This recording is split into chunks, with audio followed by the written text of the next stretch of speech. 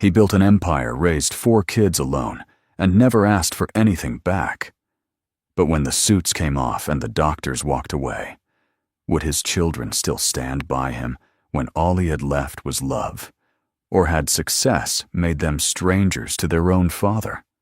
Before we begin, if stories of family redemption and the quiet power of love speak to your heart, we invite you to subscribe to Soul Moments Story.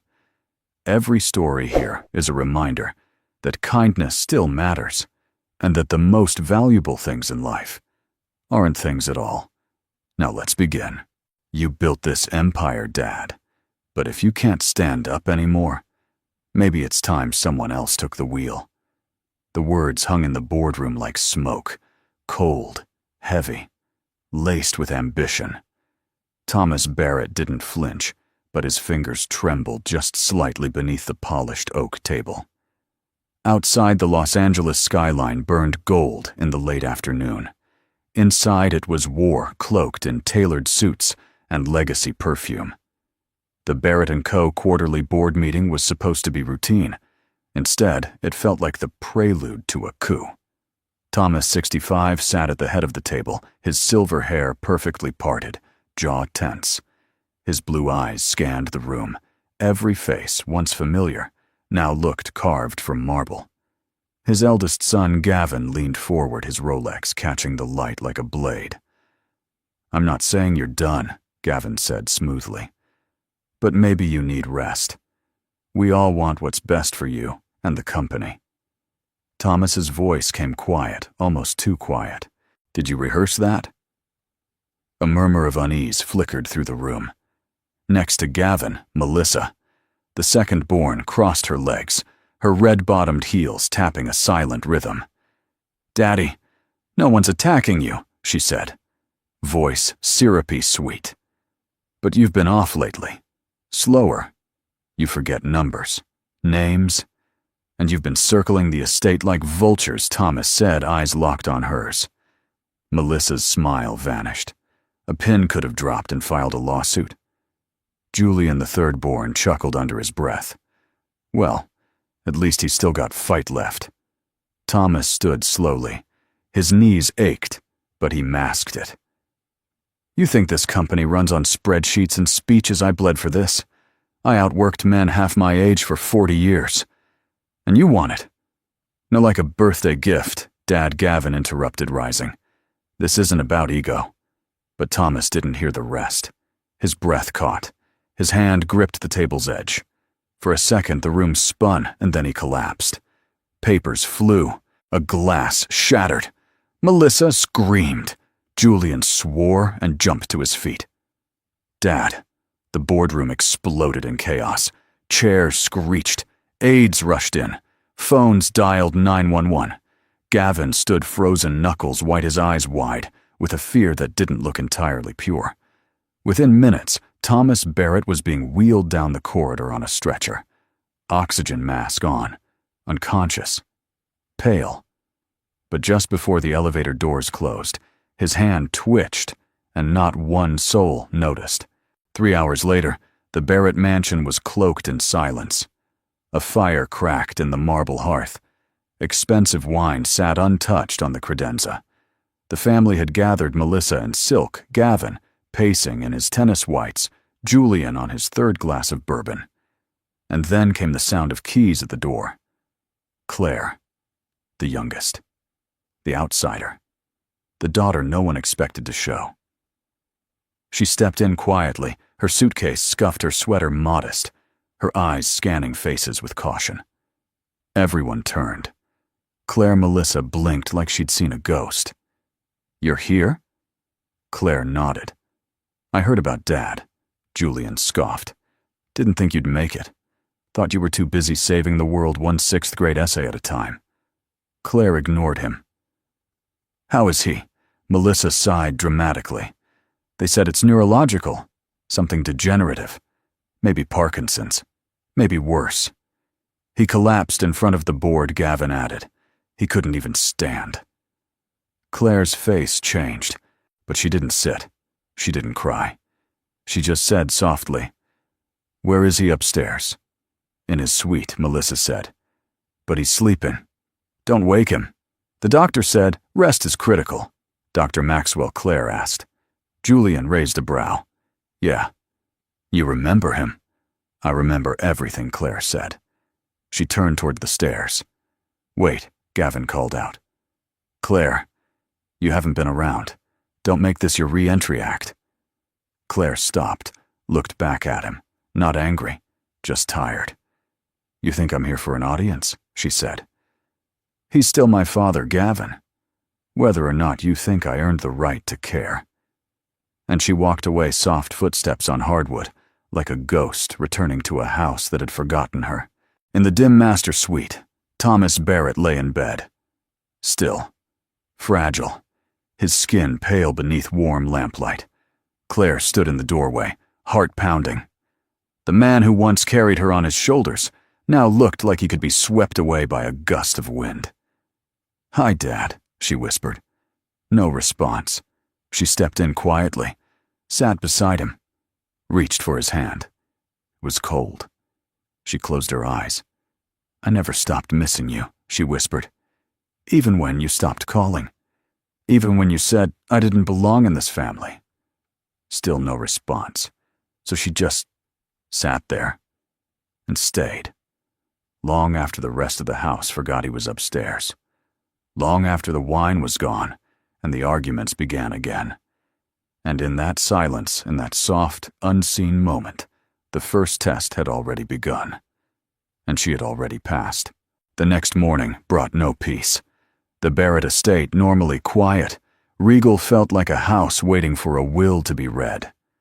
Curtains were drawn. Voices, hushed tension oozed from the walls, like humidity after a storm. Claire stood at the kitchen island, nursing a cup of black coffee. Her eyes were swollen from lack of sleep, her body still wired with the heaviness of what she'd seen upstairs, her father reduced to breath and bones. She hadn't left his side until 3 a.m., when she finally slipped out and fell asleep in her childhood room. The wallpaper hadn't changed. Neither had the framed math award she won in 4th grade, the last time her father had told her he was proud. Now the kitchen filled slowly with the other Barretts. Melissa arrived first, wrapped in a silk robe and entitlement. She poured herself almond milk and cut 2 strawberries like it was an art form. Rough night, she said, eyes glancing toward Claire's plain gray sweater. Claire didn't answer. Julian followed, yawning and scratching his head like a man who hadn't seen consequences in years. Dad still out, he asked. Claire nodded. Dr. Maxwell's with him now. Good. Julian grunted. Maybe the doc can speed things up. Claire's head snapped toward him. Speed what up exactly? Julian raised his brows, unbothered. Relax. I meant his treatment. Melissa chimed in. Actually, we were talking last night. Gavin thinks it's time to, start preparing. For what? Claire asked, voice low. For transition, said Gavin, now entering in a crisp navy blazer, like he'd never left the boardroom. The company. The estate. We can't just sit on our hands. Claire stared at him, stunned. Dad collapsed less than 24 hours ago. And the world won't pause to grieve him, Gavin replied coolly. He'd be the first to tell you that. Don't you dare use his discipline to justify your greed, Claire shot back. Gavin set his coffee down hard. Greed. You haven't been here in 5 years, Claire. You chose to disappear. You left the business, the family. Now you show up the second Dad looks like he's dying, and suddenly, you're the moral compass. I didn't leave the family. Claire said, her voice trembling but firm. I left the performance, the act, the way everyone started loving each other less and proving it more. Melissa chuckled. Oh, here comes the poetry. Gavin stepped forward close. His voice dropped low. You want to talk about real. You want to be part of this family again. Then let's start with honesty. This house, this company, this life. It wasn't built on sentiment. It was built on decisions. Ruthless ones. That's why Dad made it, and that's why I'll carry it forward. Claire held his gaze. Dad made it? Yes. But not because he was ruthless. He made it because he gave a damn. About people. About purpose. You strip that away, Gavin, and all you have left is a building with a fancy name. The silence that followed wasn't empty. It was sharp. Julian broke it with a half laugh, tossing a piece of bread into the toaster. God, this is exhausting. Just say it. Everyone's thinking about what happens when the old man dies. No, Claire said. Not everyone. At that moment, the housekeeper Maria stepped in, eyes filled with worry. Miss Claire, your father is asking for you. Claire rose without hesitation. She didn't look back. Thomas lay propped up in bed, sunlight casting soft stripes through the blinds. He looked worse this morning, and yet when he saw Claire, a flicker of something passed through his eyes.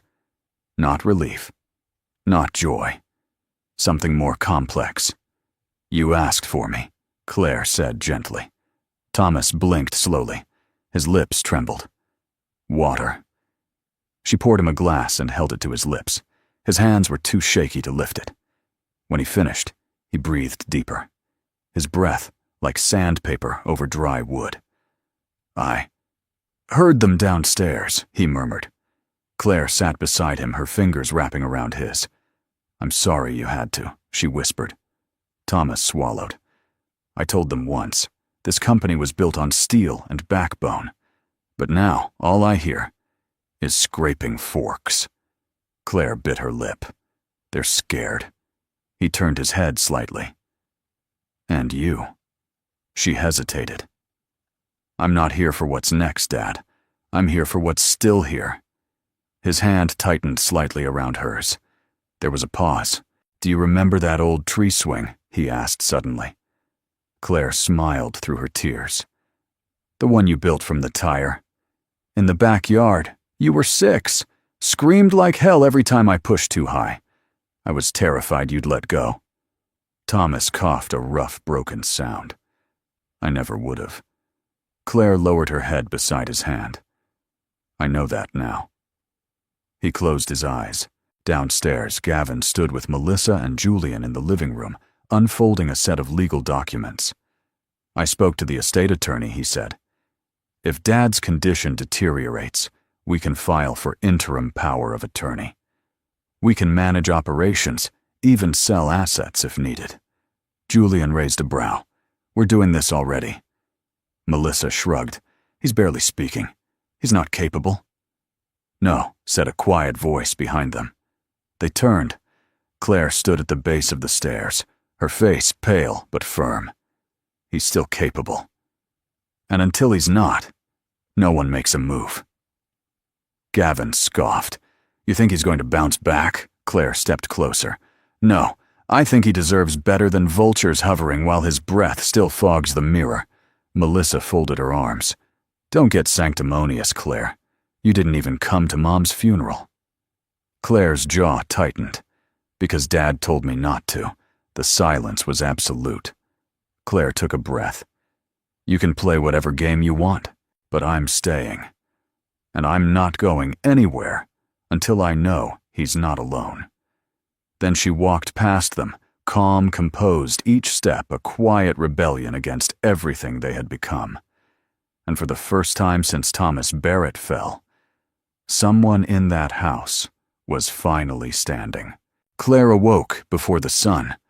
The old wooden floors of her childhood room creaked beneath her feet as she tiptoed past the dusty window seat and out into the hallway. The scent of the house hadn't changed, cedar-fresh linens, and the faintest trace of her mother's lavender oil that still lingered in the banister wood. But everything else felt unfamiliar, colder somehow. She made her way down the stairs, the silence of the mansion pressing in around her like fog. The kitchen was still dark when she arrived, except for the soft glow of the under-cabinet light. Maria, the housekeeper, of nearly 20 years, was already brewing coffee. Maria turned with a warm but tired smile. Couldn't sleep either. Claire shook her head. How is he? Maria sighed, lowering her voice. Restless. He asked for you again around 3, then fell back asleep. Claire nodded, poured herself a cup, and sat at the breakfast nook. I used to think this house was a home, she said quietly, but last night, it felt like a courtroom. Maria gave her a knowing look. You left Claire, but your heart didn't. That's why you feel it so clearly now. Claire smiled faintly. Sometimes I wish I didn't. Maria gently placed a hand over hers. Love always leaves the light on even when the house goes dark. An hour later, she climbed the stairs with a tray of breakfast, soft scrambled eggs, toast black coffee just the way her father used to like it. The door to his suite was slightly ajar. She knocked softly before entering. Thomas Barrett lay propped against crisp white pillows, eyes open face, pale but alert. Morning, Claire said gently. He looked at her blinking once, as if measuring the shape of her face in morning light. Coffee, he rasped. She smiled. Of course. Strong enough to bring down a bear just how you like it. She helped him sit up, fluffing pillows behind his back. There was something almost sacred in the way she did it. Patient, gentle, like she wasn't just helping a sick man, but slowly repairing a broken bridge. Thomas took a sip, his hands unsteady. It's been a long time. Claire nodded. 6 years, 5 years, 8 months, 12 days, he said, without looking at her. She stilled. You counted. He finally turned to her. I never stopped. Silence stretched between them. Not awkward, just full. Like a room long sealed, finally letting in air. Why did you come back? He asked. Claire considered her answer carefully. Because when the call came in, I didn't hesitate. And that surprised me. Thomas tilted his head slightly. I thought I was done with this house, with this family. Claire continued, but the moment I heard you collapsed, I felt like a daughter again, not out of guilt, just instinct. Thomas nodded slowly. That's what being a Barrett should feel like. But it hasn't, has it? She asked. Not in a long time. His face twitched with the hint of pain, and not just physical. I don't know when it happened, he murmured. Maybe after your mother died. Maybe before. The house got bigger, but the heart got smaller. Claire sat beside him, resting the tray on the nightstand. I tried to talk to you back then, she said. When you were working 18-hour days and never smiling. I tried, and I didn't want to hear it, he admitted. I punished you for caring. She looked away, blinking fast. You told me I didn't belong in this family, that a public school teacher had no business lecturing legacy. Thomas closed his eyes briefly. And yet, here you are, still lecturing. Claire smiled through the ache in her chest. Old habits. He opened his eyes again. I'm glad you're here. It was 4 words. Just 4. But she hadn't heard anything like them in years. I'm not going anywhere, she said. He reached for her hand with effort, his grip weak but certain. Don't. Later that afternoon, Gavin called for a family meeting. Claire reluctantly agreed, if only to make sure her father's interests weren't steamrolled while he lay upstairs. They gathered in the formal sitting room, the one their mother used to decorate every Christmas with silver and navy ornaments, the room that now echoed only with tension. Gavin stood in front of the marble fireplace like a CEO in training. We need to start thinking proactively, he said, holding a binder. If Dad continues to decline, the company will need formal interim leadership. Shareholders are already nervous. Melissa, seated on a velvet settee, added, and we'll need to secure the estate. There are tax considerations, legacy holdings, real estate evaluations. Julian popped a macadamia nut into his mouth and mumbled, also someone needs to tell HR to lock down internal leaks. Media's already sniffing around. Claire folded her arms. Is this a family discussion or a press conference? Gavin barely blinked. It's reality, Claire. We can't afford to get sentimental. Claire rose to her feet, her voice calm but resonant. Let me make something clear. Sentiment is not the opposite of strategy. It's the soul behind the structure. Dad didn't build this company on spreadsheets. He built it on trust, on loyalty, on vision. You think you can take over his chair. Without carrying his heart, you'll collapse faster than he did. Melissa frowned. So what's your proposal? Simple Claire replied. Nothing happens until Dad says it does. No signatures. No sell-offs. No power of attorney. Gavin stepped forward. You're not a shareholder, Claire. You gave up your rights when you left. I gave up the title, Claire said, her eyes unwavering. Not the blood. The room fell silent. And then, unexpectedly, Julian leaned forward. She's right. Gavin turned to him stunned. What? Julian shrugged. I mean, we're all circling like it's already over. That's not what Dad would want. Melissa looked between them, exasperated. You two are siding with the prodigal daughter. Claire turned to leave but stopped at the doorway. Prodigal or not, she said quietly. I'm the only one who remembers what this house used to feel like. She walked out, leaving behind 3 siblings, staring into silence. Upstairs, behind a slightly cracked door, Thomas Barrett closed his eyes and let a tear slip down his cheek. Not because he was weak, but because finally he wasn't alone. The click of Gavin's pen was sharp, deliberate, like the ticking of a slow-moving bomb.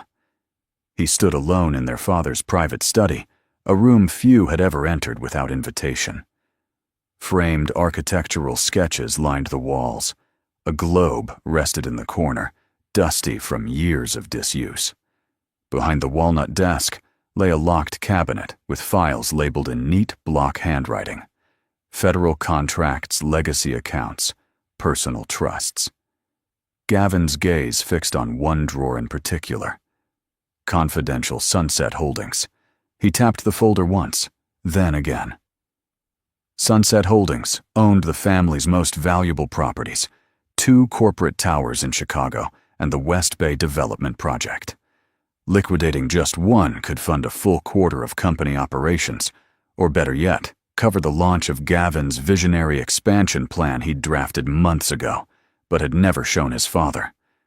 Because he already knew what the old man would say. Grow roots before you build branches, Thomas Barrett had once told him. Stability before ambition. That's leadership, son, not empire chasing. But the old rules didn't apply anymore. Gavin wasn't a boy in need of advice. He was the heir. Or would be soon. He opened the file. In the kitchen, Claire rinsed dishes, her hands trembling slightly beneath the faucet. She had spent the last hour at their father's bedside, watching his breath rise and fall in soft, shallow waves. The doctor had said Thomas was stable for now, but stability was relative in this house. Maria approached her gently. Miss Claire, something you should know. Claire turned. What is it? Maria hesitated, lowering her voice. Mr. Gavin met with the estate accountant this morning. They brought in a second notary. I heard them talking about deeds. Property deeds. Claire's heart dropped. Which property I don't know, Maria whispered. But they said something about the West Bay. Claire dried her hands quickly, her breath hitching. The West Bay development wasn't just valuable. It was their mother's legacy, the final project she'd co-designed with Thomas before her passing. A mixed-use waterfront space, built not for profit, but to revive a dying community. If Gavin was planning to sell it. Claire didn't hesitate. She marched to the study. Gavin didn't look up when she entered. Knocking would have been nice. We were taught not to knock on our own father's door, she replied. What are you doing? He closed the file slowly. Due diligence. Cut the crap. Gavin, are you selling West Bay? His jaw flexed, then relaxed. If I am, it's for the good of the company. We're bleeding investor confidence. Do you even know how close we are to defaulting on our bond commitments? You don't get to use Dad's heart as your ATM, Gavin scoffed. Don't get dramatic, Claire. It's just land. No, she snapped. It's Mom's land. It's his memory of her. It's the only project they ever built together, and you're pawning it off like some abandoned strip mall. He stood.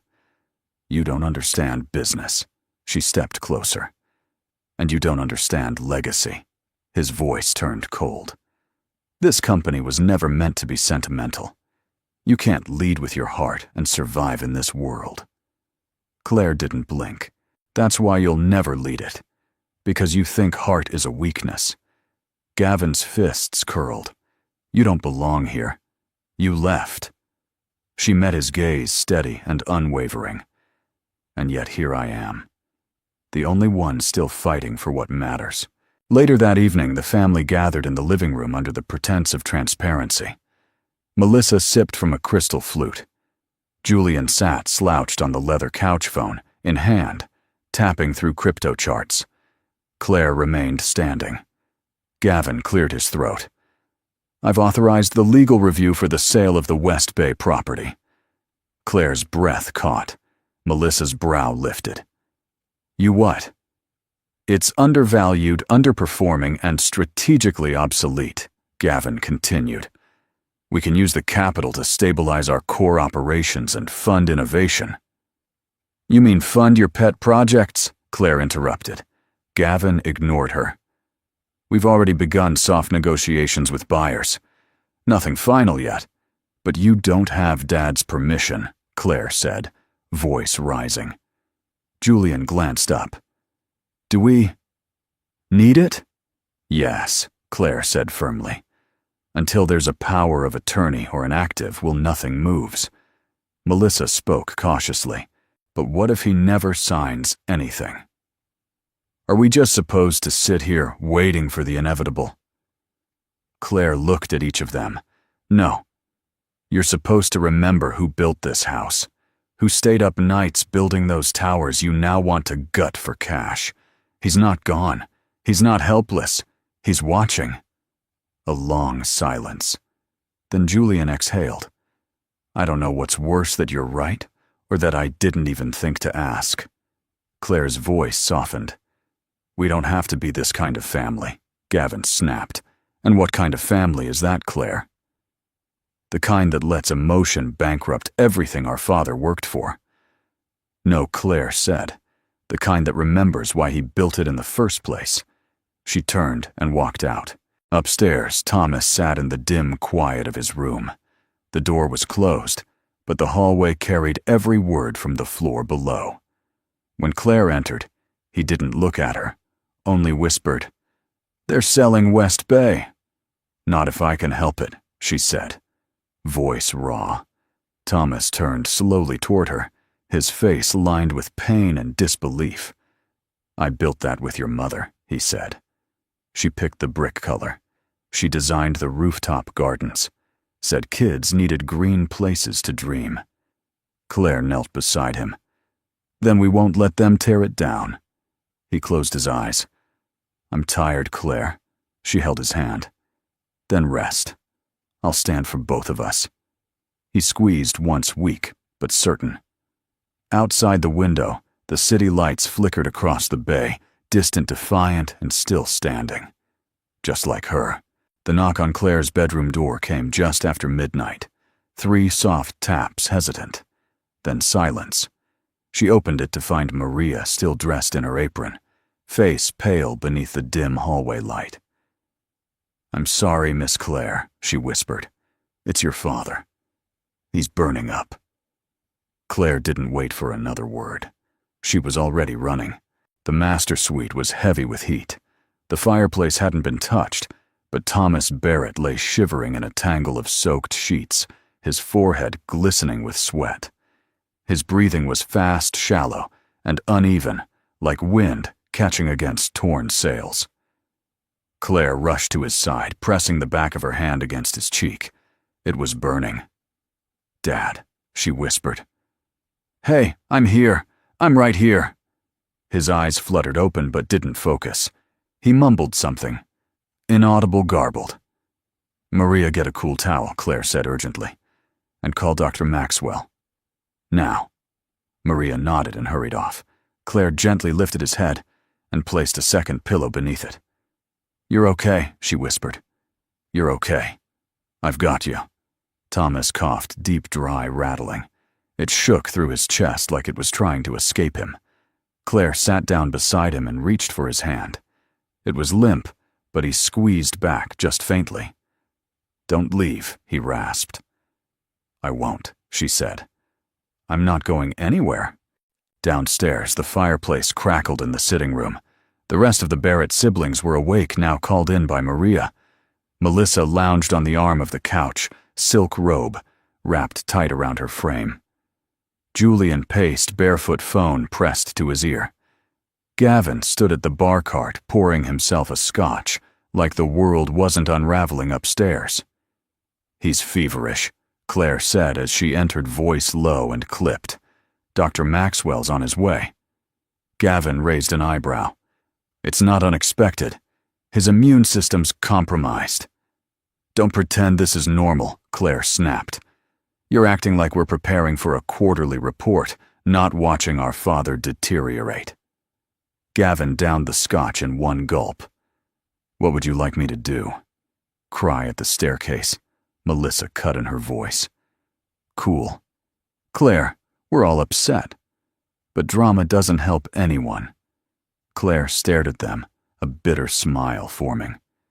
"You're not upset. You're inconvenienced. There's a difference." Julian finally hung up the phone and sighed. "You think we don't care? You think just because we didn't sit next to him all night we've written him off, I think." Claire said evenly that if he took his last breath tonight, none of you would cancel your morning meetings. No one spoke. "I've heard the whispering," she continued. "Power of attorney. Emergency sale clauses. Gavin, you've already started the paperwork.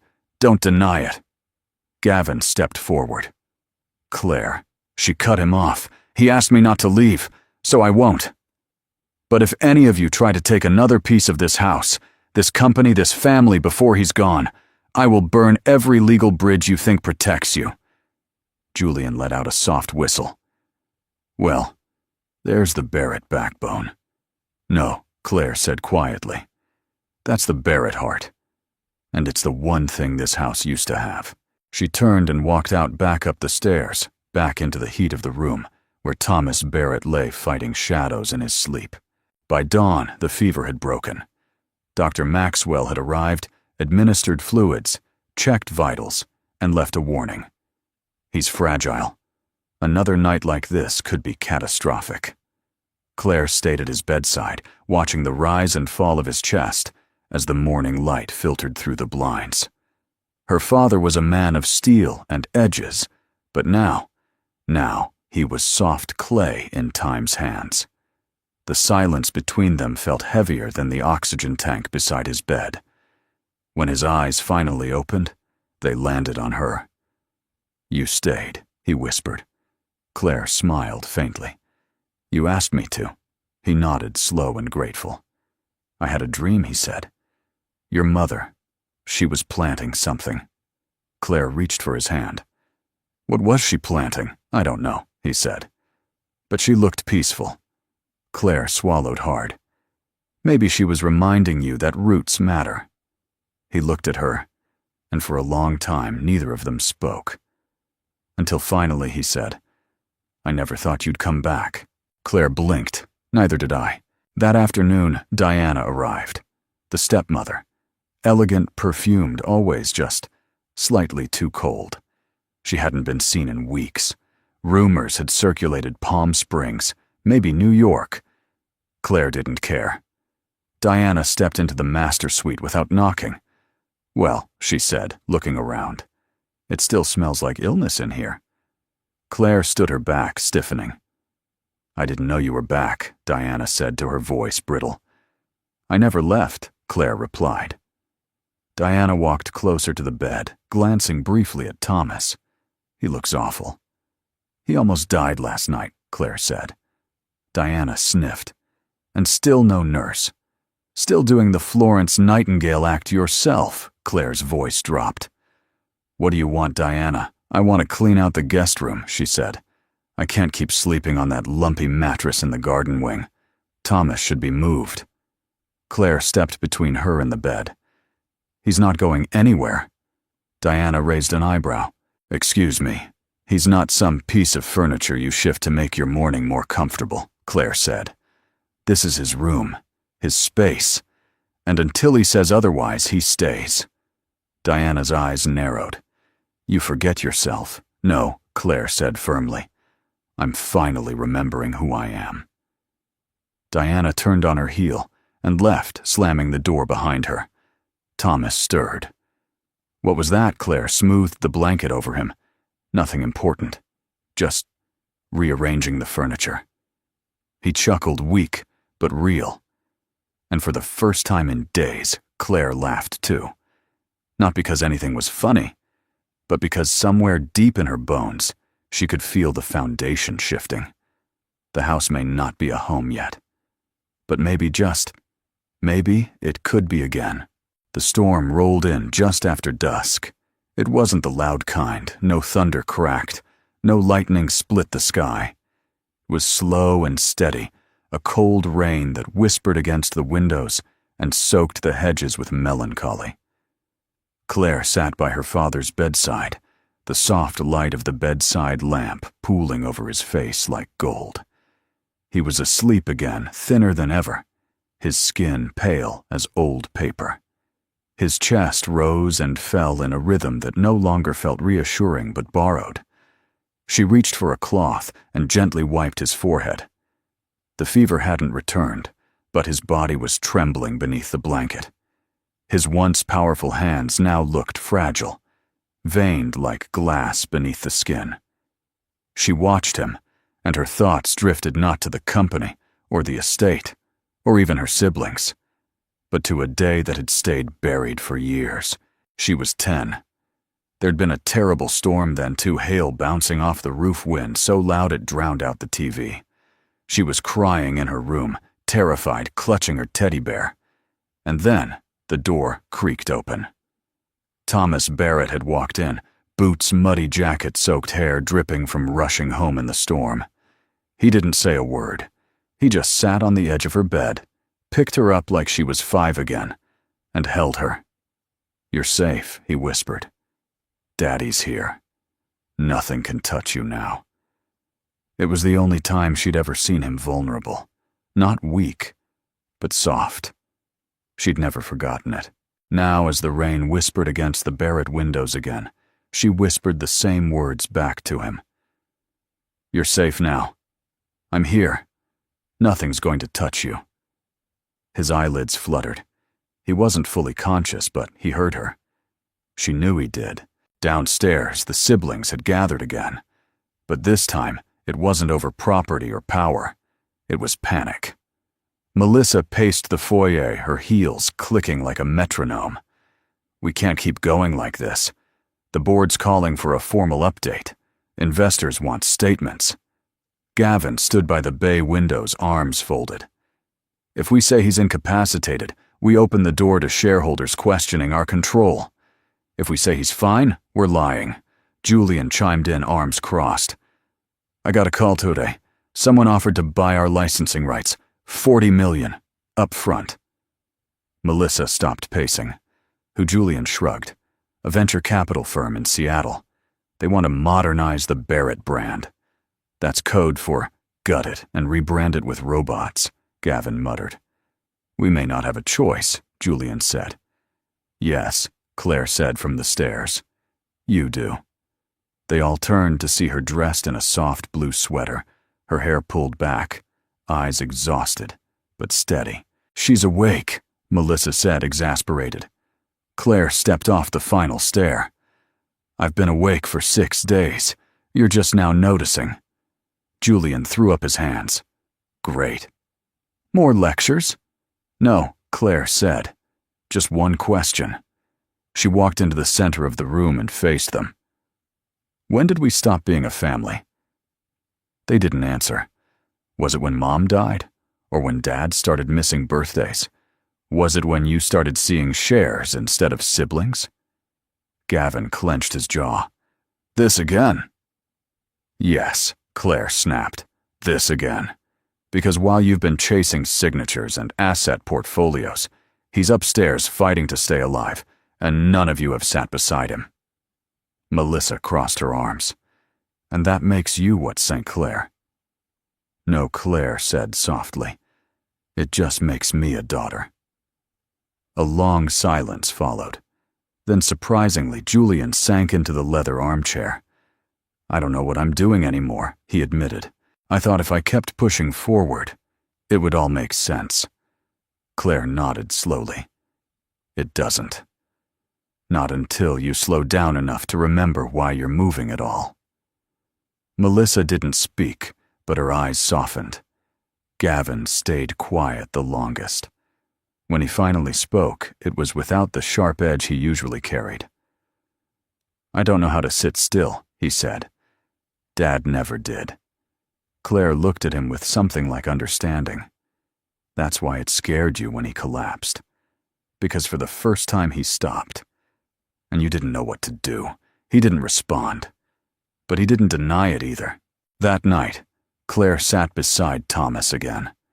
He was resting easier now, the lines of pain around his mouth less pronounced. The rain had stopped. She picked up the old photo album that had been tucked away in the nightstand.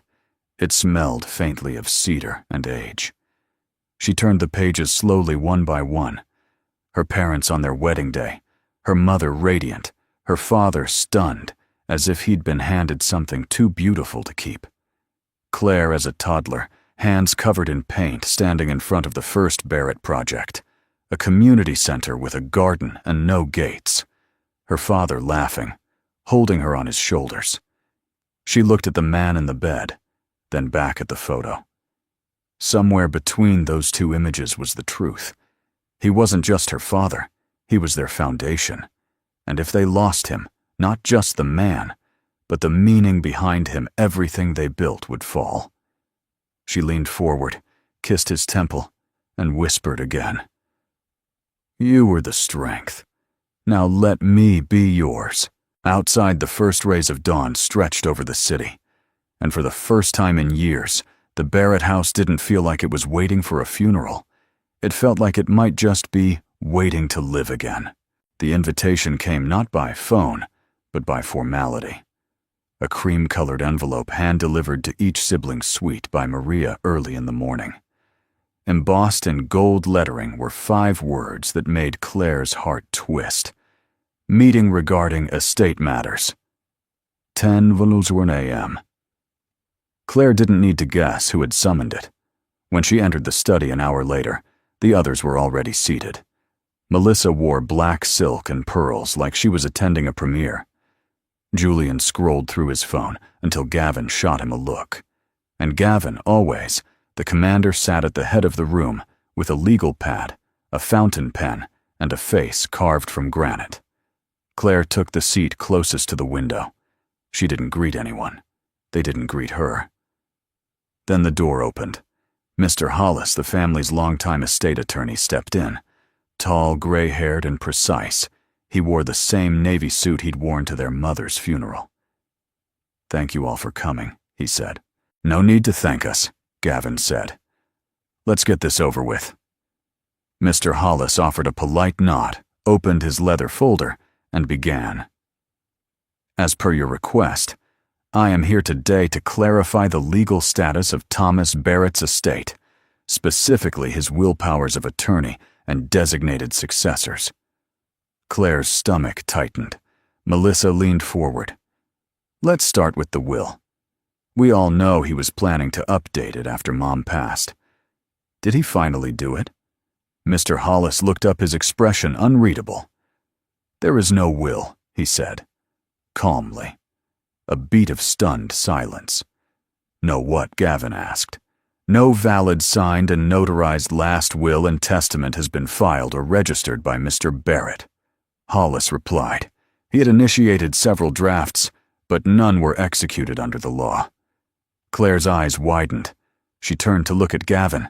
His face had frozen. "You're telling me," Melissa said slowly, "that everything, this entire estate, the business, the properties, there's no legal distribution plan in place." "Correct?" Hollis said. Julian blinked. "But we're his children. Doesn't it just pass to us equally?" Hollis sighed. In the absence of a will, the estate would fall under California's laws of intestate succession. However, that only applies upon confirmed death. Gavin slammed his pen down. "So you're saying we can't touch anything until he dies?" "Not unless you have a court-appointed conservatorship or his consent," Hollis replied. Claire spoke for the first time. "And he hasn't given either?" "No," Hollis confirmed, then turned to her with a look that felt personal. "He's quite clear about that." Melissa scoffed. "So we're just stuck." Sitting around while the company tanks. The company, Hollis said, remains under Mr. Barrett's ownership. He has not transferred shares or authorized proxy voting. Julian frowned. "Then why are we even here?" Mr. Hollis closed the folder. "Because your father believed you deserved to hear the truth from me, not each other. And frankly, because he wanted to see what you'd do when the script was taken away." Claire's breath caught. Melissa crossed her arms. "He's watching us." Mr. Hollis gave a dry smile. He always has been. The meeting ended in icy silence. Claire remained behind, as the others filed out, Gavin with his fists clenched, Melissa muttering under her breath, Julian already texting someone. She stood and walked over to Mr. Hollis. "Why did he really ask you to do this?" she asked. Mr. Hollis paused, then said gently, "Because he wanted to know if they'd come for him. Or just for what comes after him." Claire nodded, her throat tightening. "He also asked me," Hollis added, "to remind you of the bench." Claire blinked. "The what?" "The bench," Hollis said. "He said you'd understand." Her eyes widened. The bench. She hadn't thought of it in years. It was the stone bench behind the old oak tree near the west fence, where he used to take her when life got loud. When she was small and scared of too many things, storm, school, the dark, he'd sit beside her and say, "The bench isn't here to move you. It's here so you can be still." Claire whispered, "I remember." "Good," Hollis said. He hoped you would. That evening the house was quiet, in the way a battlefield is quiet after the smoke clears. Claire stepped outside, wrapping a shawl around her shoulders. The air was cool, the sky turning amber with dusk. She walked past the hedges, through the garden her mother had designed, and down the winding path that led to the back fence. And there it was. The bench, worn, cracked slightly at the edges, moss gathering at its base, but still strong, still waiting. She sat. Silence settled over her like a blanket. Birdsong drifted in from somewhere far off. A wind chime jingled softly on the porch. She closed her eyes and breathed in the scent of old stone and jasmine. After a few minutes, soft footsteps approached. She turned. It was Gavin, hands in his pockets. Tie loosened, eyes less sharp than usual. "I didn't come to fight," he said. "Good," Claire replied. He sat down beside her. They didn't speak for a long while. Then he said quietly, "I thought I was supposed to be him." Claire looked at him. "Who Dad?" Gavin said. "I thought if I worked harder, acted tougher, I could fill the space he left." "You thought the only way to be close to him," Claire said gently, "was to become what he showed you." He looked away. "I didn't know how to be anything else." Claire stared at the yard in front of them. He built this family like a house. Foundation first. Strong beams. Straight lines. But somewhere along the way, we started redecorating with ego. He let out a quiet laugh. "You always were better with words." She nudged him. "You're not bad with blueprints." They both smiled. For a moment, just a moment, the old weight lifted. Claire stood. "You should come see him." Gavin nodded slowly. I will. She walked away, her heart a little fuller than before. Back inside the house, Thomas Barrett lay, still eyes closed. But the corner of his mouth curled upward just slightly, because the one thing he'd hoped for was starting to happen. The hum of the espresso machine was the only sound in the kitchen. Claire stood at the counter, hands wrapped around a chipped ceramic mug, the one her mother used to favor. The morning sun cut through the kitchen blinds in soft stripes, touching the edges of a world that felt slightly less fractured than the day before. She took a slow sip, trying to ignore the heaviness in her chest. For the first time since she'd arrived, she had slept. Not deeply, not peacefully, but long enough to dream. Her father had been in that dream, sitting beside her on the garden bench again, humming a song he used to whistle when fixing the porch swing. But in the dream, the bench was cracked down the middle. Still standing, but barely. Claire didn't need a dream analyst to know what it meant. She set the mug down, and that's when she heard it. Voices. Heated. Low at first, but rising. Coming from the study. She walked toward it, heart tightening with every step. Inside, Gavin was standing behind their father's desk, flanked by two unfamiliar men in suits. Legal folders were open. Real estate documents, printouts, valuations all laid out like a map of conquest. Claire froze in the doorway. "You're doing it," she said. Gavin looked up. "Claire, it's not what you think." No, her voice was calm but sharp enough to cut marble. "Because it looks like you're selling the only thing left that matters," he exhaled, irritated. "We're preparing options. Contingencies." "Contingencies," she echoed. "You mean rationalizations." The two men looked between them, clearly uncomfortable. Gavin turned to them. "Could you give us a moment, please?"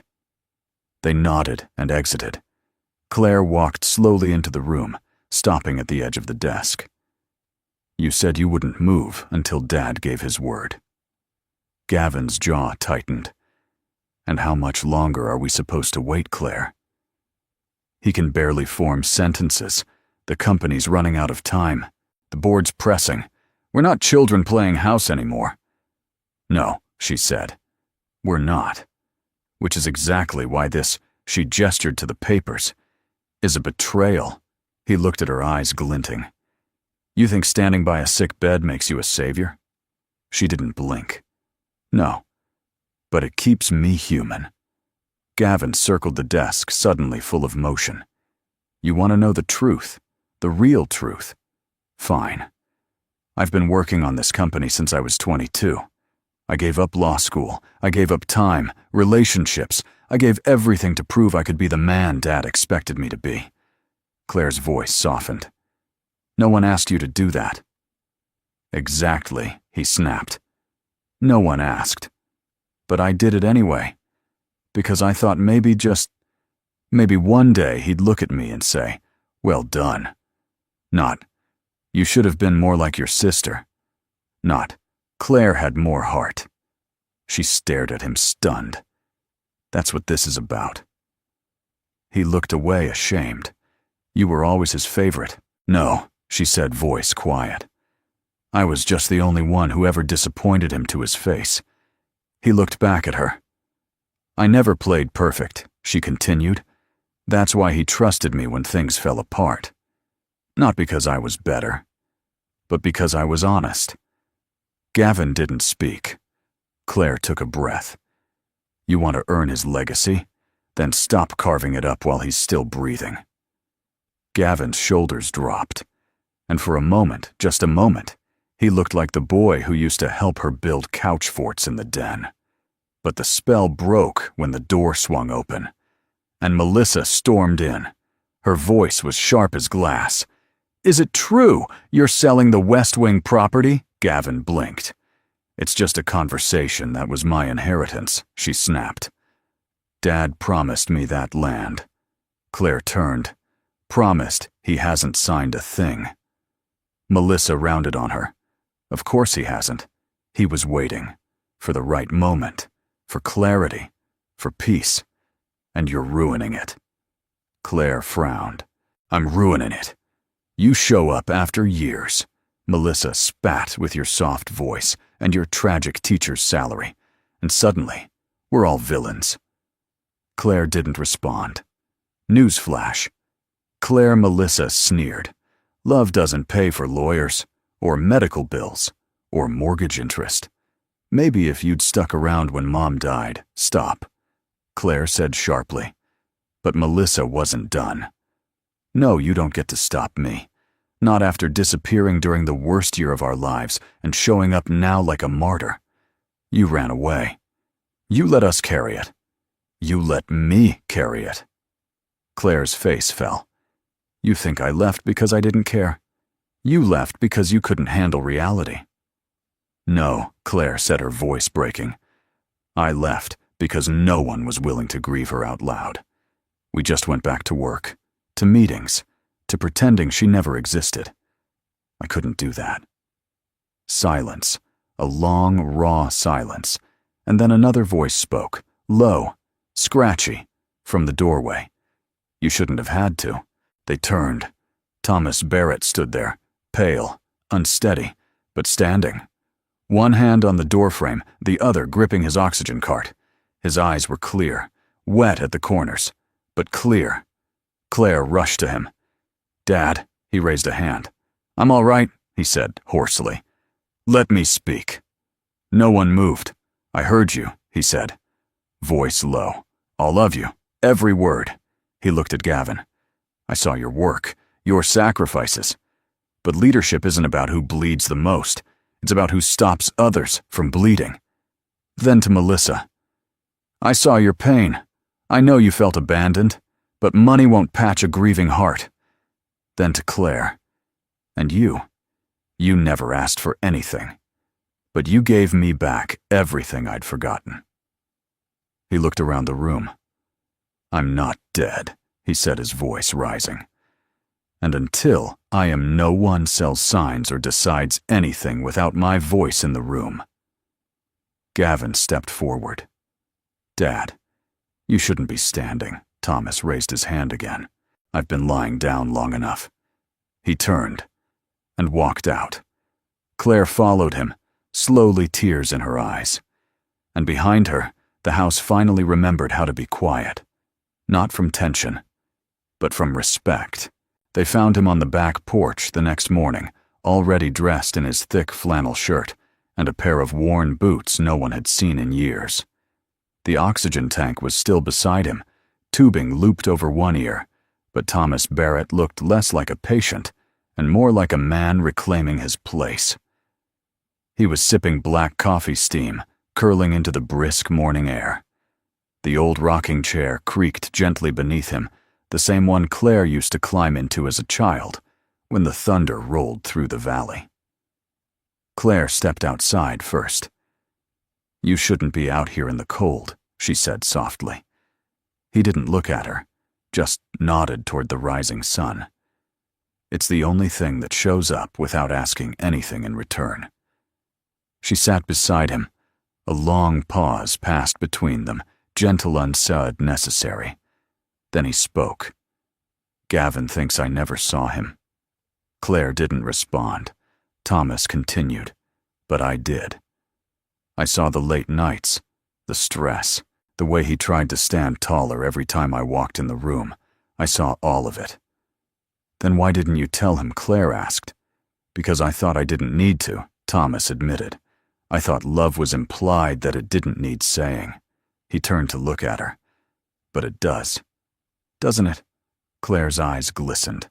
"More than anything." He nodded slowly. "That's my failure." "No," Claire said gently. "That's just being human." Thomas chuckled dry and low. "Well, I've been human in some pretty spectacular ways." They sat in silence again, watching the mist lift from the yard. Then he said almost to himself, "I built this place to keep everyone close. Turns out walls don't do that. Words do." Claire smiled softly. "So speak." He looked at her, then nodded. And for the first time in years, Thomas Barrett asked for something. Call them. All of them. I want to talk.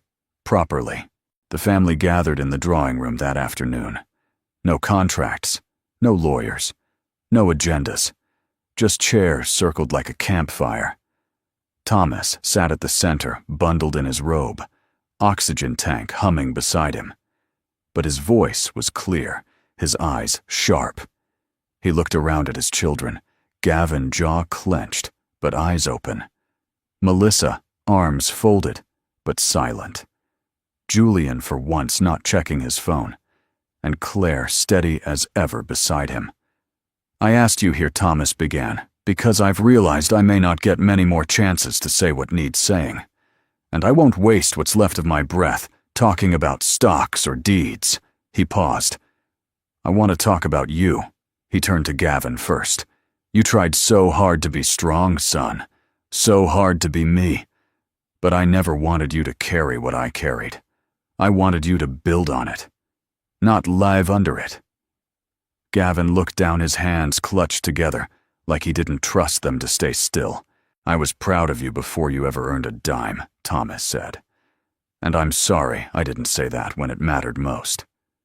A tremble passed through Gavin's lip, but he didn't speak. Then Thomas turned to Melissa. My steel rose, he said, with a gentle smile. You held this family together longer than I had any right to expect.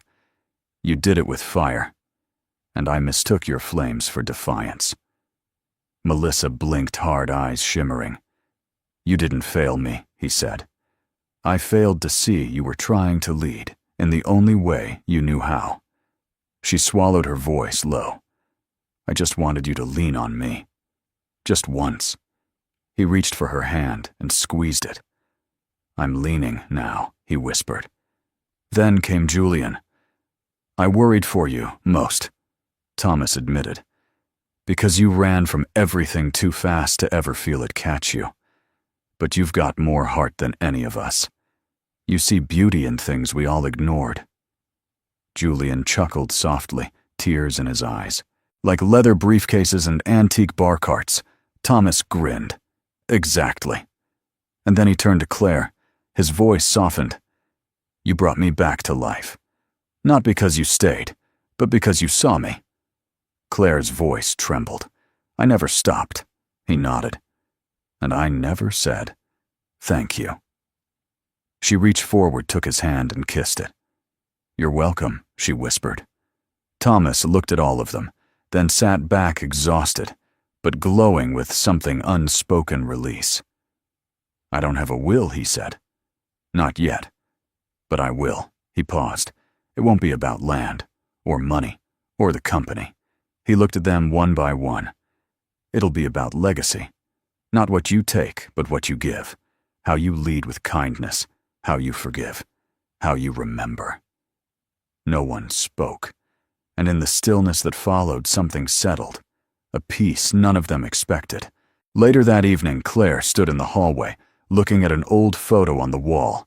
The four of them kids again, lined up in front of the old station wagon, juice boxes in hand, shoes scuffed from playing tag. Back when life wasn't perfect, but it was theirs. Gavin came up beside her. He meant every word he said quietly. I know.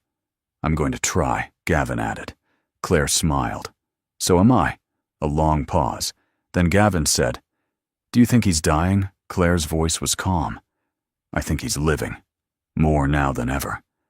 And as they stood there shoulder to shoulder, the echoes of old pain slowly started to fade. What was left was something quieter. Stronger. Love, unspoken for too long, finally given voice. The first call came at 5:47 a.m. It was Maria. Claire sat up in bed before the second ring. She knew. The way a daughter knows when something shifts, when a presence that once held the world together has let go. She answered. I'm coming. No questions. No panic. Just motion. She pulled on a sweater over her nightshirt and didn't bother with makeup. Her bare feet slid into slippers worn down at the heel. The house was still wrapped in night shadows, stretching long across the carpeted halls. By the time she reached the master bedroom, Gavin was already there, standing by the window, hands clenched at his sides. Melissa sat in the corner, her knees drawn to her chest, mascara smudged, though she wasn't wearing any the night before. Julian stood frozen in the doorway, as if moving forward might make it more real. Claire crossed the room, calm, present, purposeful. Her father lay there still and peaceful, not collapsed, not gone in violence or pain. Just still. The oxygen tube had been removed. His chest did not rise. His fingers, once so steady in boardrooms and gentle in gardens, were now folded neatly on his chest, holding the old silver cross their mother had once worn. Maria stood near the nightstand, eyes red. He waited, she whispered to Claire, until all of you were under the same roof, until he could say what he needed to. Claire nodded. "I'll take it from here," she said gently. Maria bowed her head and stepped out of the room.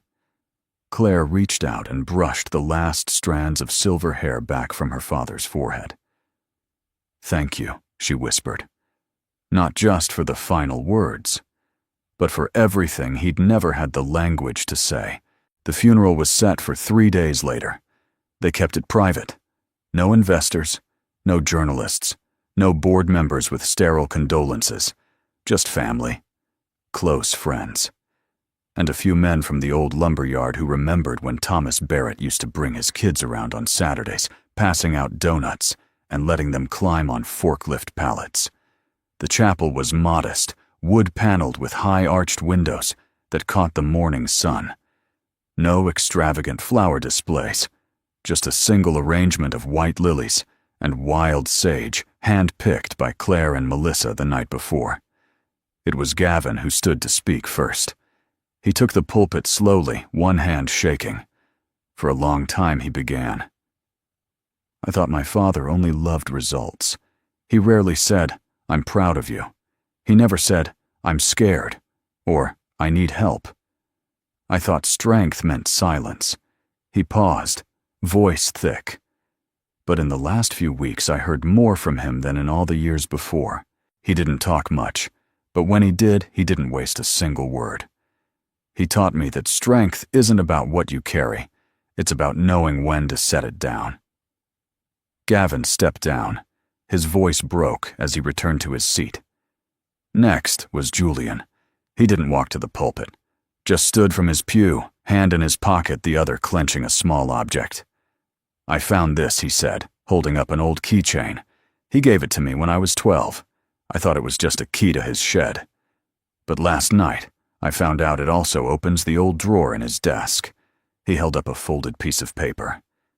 "It's a drawing I made in 3rd grade, of our house, our family. He kept it. All these years." Julian smiled through tears. He may not have said much, but he saw everything. Melissa followed. She didn't speak at first, just stood quietly before the gathering hands clasped. "I used to think being a Barrett meant being untouchable," she said. "But now I think it means being willing to be touched, to feel, to fall apart, to let others in. He didn't teach me that by preaching. He taught me that by breaking and letting us help him put the pieces back together." And finally, Claire stood. She walked slowly to the pulpit, her breath steady, her eyes dry, not from lack of grief, but from the depth of it. "My father built buildings. Yes, he built companies, partnerships, deals. But more than that, he built people. We just didn't always see it until we were nearly undone." She looked out at her siblings. "He left us no final instructions, no grand inheritance breakdown, no empire to divide." She paused. Because maybe the point wasn't to inherit. It was to become. After the chapel emptied, they took the ashes to the family garden. Beneath the old oak tree where their mother's stone already rested, Gavin dug the small patch of earth himself. No landscaper, no groundskeeper, just him, a spade, and the tremble in his breath. Claire placed the urn in gently. Melissa scattered the wild sage. Julian laid the old keychain on the soil before covering it back. And when it was done, they didn't rush away. They stood there, shoulder to shoulder. Quiet. Changed. That night, back inside the house, Claire found herself in the old study. The desk was closed, his chair tucked in. But a small envelope lay in the center of the desk blotter, with her name written in strong, familiar strokes. She opened it. Inside was a single sheet. No signature, no date. Just 6 words. You became the best of me. Her tears came then, not in gasps, but in waves. Soft, steady, sacred. She folded the letter, pressed it to her heart, and whispered to the empty room. So did you. Outside, the wind rustled the oak leaves, but the house did not feel haunted. It felt whole. Spring came slowly to the Barrett estate. The trees bloomed late that year, as if waiting for permission. The air held the warmth of something new being born, and for the first time in months, the house no longer felt like a museum of memories, but a place still writing its story. Claire stood at the window of her childhood room, looking out across the lawn, where the old tire swing still hung from the elm tree. A soft breeze fluttered the curtains behind her. She had opened every window in the house that morning, not out of habit, but out of choice. Let the past air itself out, she thought. Let it breathe. Downstairs, the sound of laughter floated up. Not the forced kind that came after funerals, or the brittle kind that snapped in business meetings. No, this was different. Real. Alive. In the kitchen, Melissa was bent over a bowl of pancake batter apron, dusted with flour hair, pulled back in a loose bun. Julian stood at the stove, flipping bacon, with the exaggerated flourish of a reality chef. Gavin sat at the table, reading a stack of handwritten notes, sipping black coffee. He wasn't barking orders, wasn't scrolling emails, just reading. Living. Claire entered and froze for a second, just taking it in. This was the miracle no one had asked for, but somehow all received. Melissa looked up. If you don't get down here, we're naming the next dog after you. Claire grinned and joined them, grabbing a dish towel and swatting Julian playfully. That bacon's gonna be charcoal if you keep monologuing. Julian smirked. A little drama never hurt a family. No, Gavin said without looking up. But honesty saves one. They all looked at him. He held up the top page of the stack in his hands. Dad's draft. For his will. Claire walked over and sat beside him. You found it. In the safe. It wasn't finished. Barely even a few pages. But it's not about assets. It's letters. One to each of us. Melissa put down the bowl. He wrote to us. Gavin nodded. Typed, but signed in pen. All of them. Every single one ends the same way. He passed a page to Claire. She read aloud.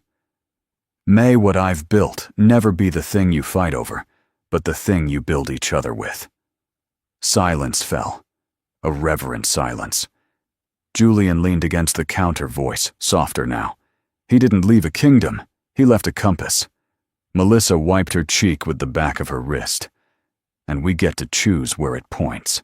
That afternoon, they walked the grounds together. Not out of duty, but out of a quiet need to stay close. They paused near the bench beneath the oak tree, now shaded by fresh leaves.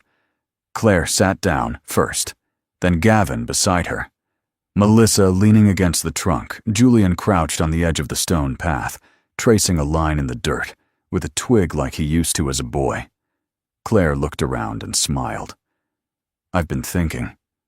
Maybe we don't sell. Gavin raised an eyebrow. The house. She nodded. Not yet. Maybe not ever. Maybe we make it something more. Julian added, like a retreat for families, veterans, grief therapy. Melissa brightened. Or a foundation. Something that honors both of them. Something real. Gavin looked out over the land. It could work, With the right planning. Claire smiled. We'll figure it out. Together. And in that moment, there was no fight, no tension, no boardroom strategy, only 4 siblings sitting in the shade of a tree their father once planted, dreaming a new future that no one could inherit but them. Later that evening, Claire stood alone at the piano in the living room. It hadn't been touched in years. The keys had dulled from dust and sunlight. But when she pressed down softly, a sound rose, not perfect, not polished, but full of soul. She played the lullaby their mother used to hum, slowly, carefully, like threading a needle through time. Melissa came in, leaning in the doorway, arms crossed. She always played that when it rained. She whispered. Claire nodded. And when Dad was away too long. Melissa stepped closer, placing her hand gently on Claire's shoulder. Thank you. For coming back. Claire looked up. I didn't save this family, Mel. I know, Melissa said. But you reminded us how. By nightfall, the house was quiet. Not the cold quiet of morning, but the peaceful hush of something whole. In her old room, Claire sat with her father's letter in her lap. She had read it a dozen times already, but each time it settled deeper. At the bottom, beneath his sprawling signature, he had written one final line, slanted hand-penned, unmistakably his. If you're reading this, then I didn't get to tell you again how much I love you. But I hope the life I gave you was a good enough echo. Claire closed her eyes. It had been more than an echo. It had been a lesson. A legacy. A long, unfinished conversation now finally answered. She stood, turned off the light, and walked down the hall. As she passed each door, she felt it not loss, but presence. A father's voice still humming in the beams. A mother's laughter caught in the curtain folds. A family no longer broken. Outside, beneath a sky scattered with stars, the wind moved through the trees. Not loud, not mournful, but like a whisper that said, "You're home. Keep going. Where in the world are you watching from?" We'd love to know where this story found you. Today, share your city, your heart, or even a memory it reminded you of in the comments below. If this story touched you in any way, please consider subscribing to Soul Moments Story, where every video is crafted to bring warmth, hope, and a gentle reminder that kindness is never wasted. Thank you so much for watching. Your presence here means more than you know. Until next time, stay kind and take good care of one another.